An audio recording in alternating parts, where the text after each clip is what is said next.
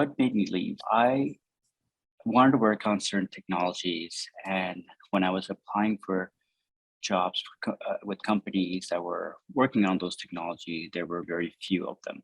Even then, they weren't that attractive to me as a place I wanted to work. And this was in Canada, in Toronto in particular.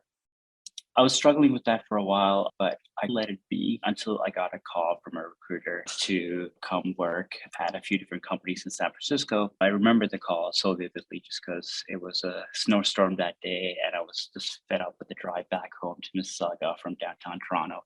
I was very interested in it, and I interviewed with a few companies. They were all doing the stack that I liked and I wanted to work there. I picked up and made the decision right then and there without really giving it that much more thought. Now that I've been here for some time, I certainly notice differences, but I'm not going to generalize to say US versus Canada because I haven't obviously lived in all parts of US and Canada.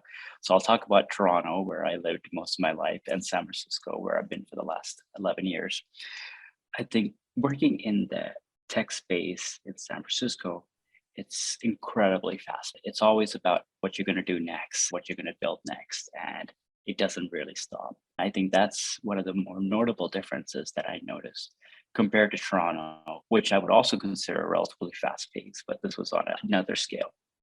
That was one of the biggest differences. Other differences I noticed, San Francisco is a great multicultural place, but it doesn't compare to Toronto. I still love Toronto for the food options because there's such diverse food options there in all different price scales that you can kind of go to and enjoy. I do miss that aspect of Toronto. In terms of other differences between Toronto and San Francisco, I would say San Francisco, a smaller city. I think the population is somewhere around 750,000, 800,000. So it feels very small. And when majority of the people are in tech, that's kind of all you hear, which sometimes can be a little tiring when you're sitting at a coffee shop and you overhear someone talking about a technology and you know all about it, and the next person's talking about that. So it does feel like everyone's doing the same thing in some ways, whereas in Toronto, there was a lot more diversity around that. So I'd say those are the differences that I see, but they're very different cities, and I can't speak for the rest of US and Canada.